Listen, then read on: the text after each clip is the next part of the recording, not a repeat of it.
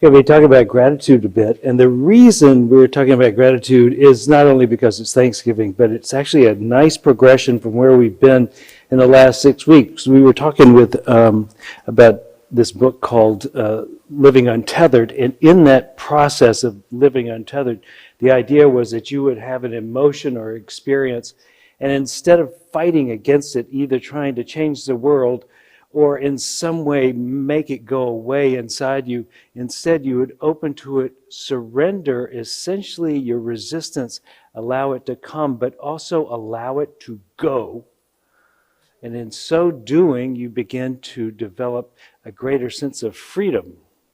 And with that greater sense of freedom, now you don't have to respond in the same way when it happens again, but also you just move and feel better.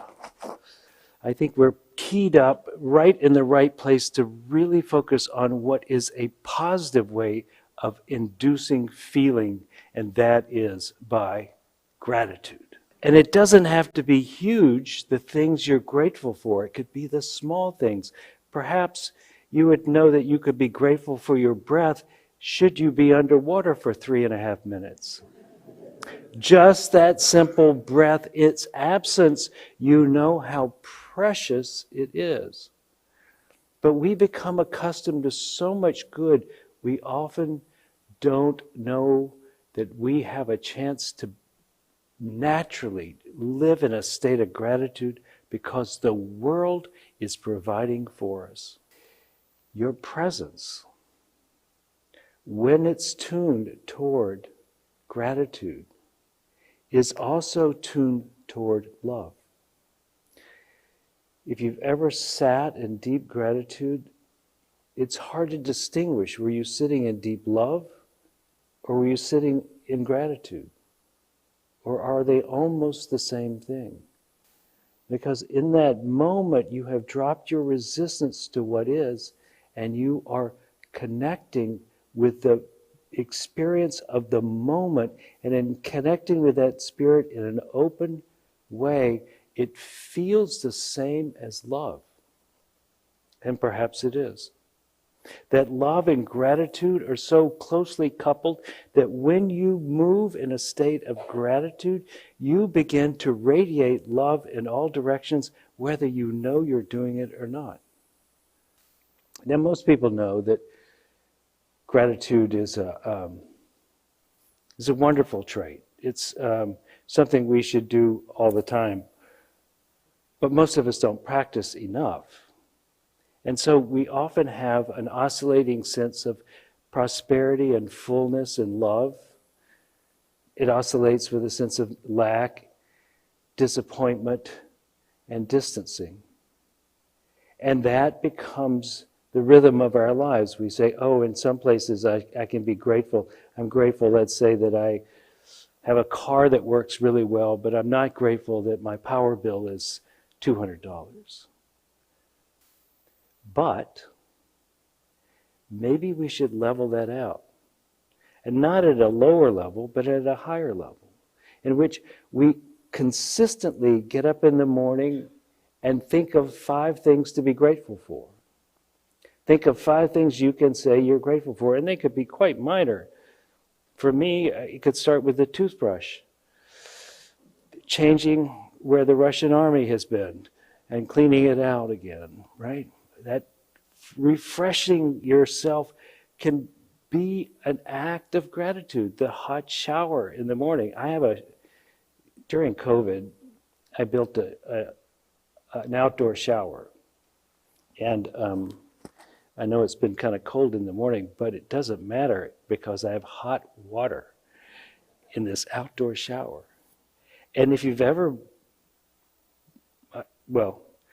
I've told this to people expecting everybody to think, oh, an outdoor shower, how lucky you are. And maybe people go, why? Well, for me, it's associated with being at the beach because we always took showers outside, get the sand off. And so I have that sense when I'm outside that I'm in a vacation experience. And I go out there every morning to take a shower, no matter what the temperature is, because it's a vacation, right? And indoor, I haven't used my indoor shower in over 2 years now. I get out there and I have an instant state of gratitude. And some of you would go, well, see, I guess we are different. This is a beautiful thing to find something in your life in the morning to be grateful for. But find something. Begin your day with gratitude, and then see if you can't practice a bit of gratitude, conscious gratitude, all along.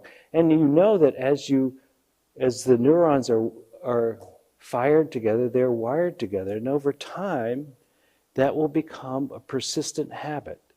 And that habit will lead you to happiness versus unhappiness. Right? The opposite of abundance is scarcity, and the opposite of gratitude is feeling in lack.